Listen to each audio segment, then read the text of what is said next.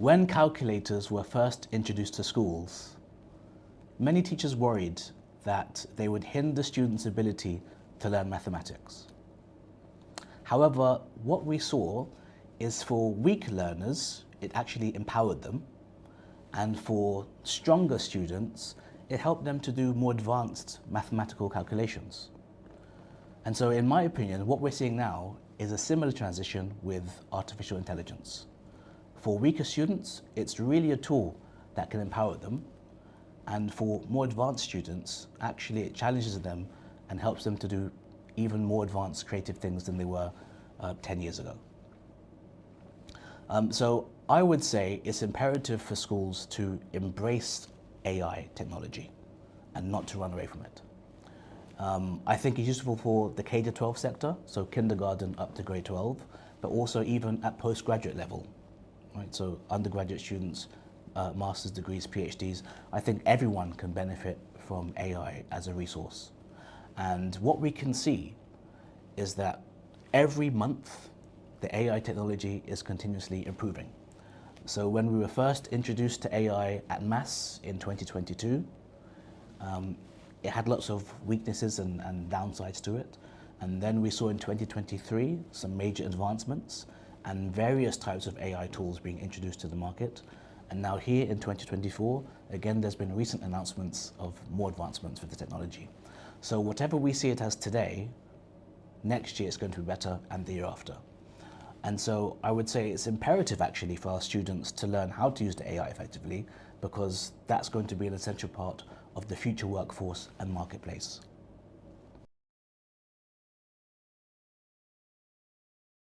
Yes, it certainly does present new challenges, but that's an essential part of the teaching process anyway. Recently in the COVID-19 pandemic, well I say recent, it's been a few years now, but recently we had to transition and adapt to the new world. We had to learn how to teach in an online context. We had to learn how to teach in a blended format. We were introduced to the idea of hybrid learning. All of these were new challenges for teachers which we had to adapt to. During that time, many professional development courses were teaching us about the TPAC framework, which essentially said, to be an expert teacher, you need to have content knowledge, so knowledge of your field, whether it be mathematics or science or English. We needed to have pedagogical knowledge, which is knowledge of the best teaching strategies for that particular type of content, because obviously the way we teach English is different to the way we teach mathematics, for example. But then the third component to that model was technological knowledge. So it's actually crucial for us educators to know how to use technology. And now with artificial intelligence, I would say the main challenge for us is how can we ensure we're measuring learning in the right way. Obviously, there are many apps that students can use now to do things that we used to expect them to do manually, like writing an essay or doing a quiz online. There's lots of AI tools that can help with this. Even if it comes to preparing a presentation, there's AI tools for that. More recently, there's AI tools now for even making music and making videos. They just need to type in a prompt. So there's certainly challenges for teachers, but what's important is that we develop our teacher competencies for AI. So we need to be aware of the latest tools, how they can be used in unethical ways, but also how we can exploit them and integrate them into our classrooms for more effective learning.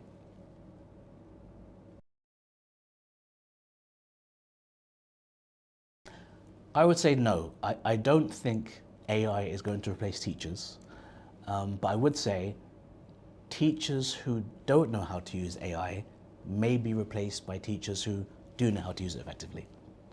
Essentially, it's just a tool and a resource like any other technology. So in the same way we saw some teachers had to adapt to using laptops in the classroom, using tablet devices in the classroom, using mobile devices. This is another technology that we have to adapt to and that everyone's going to be using in the future. So yes, AI may replace certain things such as tutors at home. I've seen a number of AI tools come out recently for personalized learning. But I would say these are not really replacing teachers, these are actually helping the teachers. Something that's very important for parents to consider is their children's reading ability. And there's lots of research that shows If a child is unable to read effectively at 6 years old, they will underperform academically at 16. And vice versa. If a student's very good at reading at 6, they will perform well academically at 16. And so we really need to improve our students' literacy skills. And so I would advise all parents to make sure their children are able to read when they're 5, 6, 7 years old at this early age. If they can get a private tutor for that, fantastic.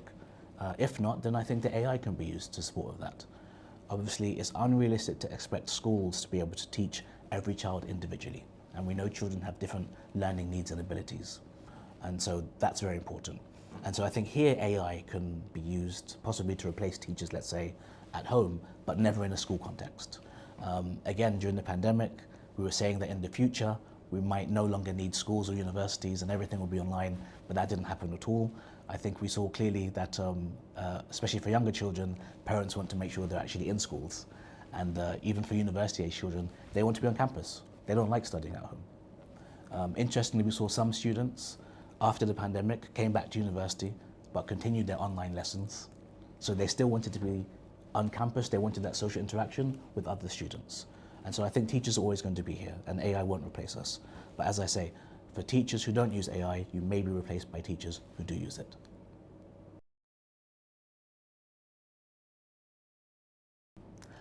I think ultimately, what we need schools and universities to do now is to have a clear strategic vision of what they want AI to look like in their institutions.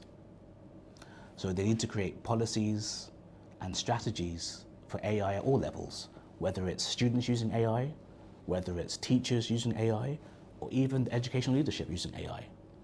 There are examples of some universities now who are using AI to create lesson plans for the professors. Obviously, teaching in schools is quite different to teaching at university level. So in schools, lesson plans are very detailed and structured. At university, usually professors just prepare some PowerPoint slides and have a general idea of what they want to talk about in the lesson, and then it tends to be a discussion. But now, with the AI, we're actually helping people to create detailed lesson plans at the higher education level. I think for students as well, many students nowadays at university level have responsibilities. Some of them are married, some of them work part-time. And so they can't dedicate the same amount of time to reading as students could do, let's say 20 years ago. But now with the AI tools, they can summarize text quite easily. And so they can be more selective about when they're deciding what to read. And so I would say that it's essential that we have a clear vision of what AI we want to use in the schools or universities and why. And I think that's probably going to be the best way moving forward. It should be unified at the institution level, but also if you look at ministries of education and sort of countrywide education establishments, they should all be having a unified vision together of where they want AI to be going forward in their countries for education.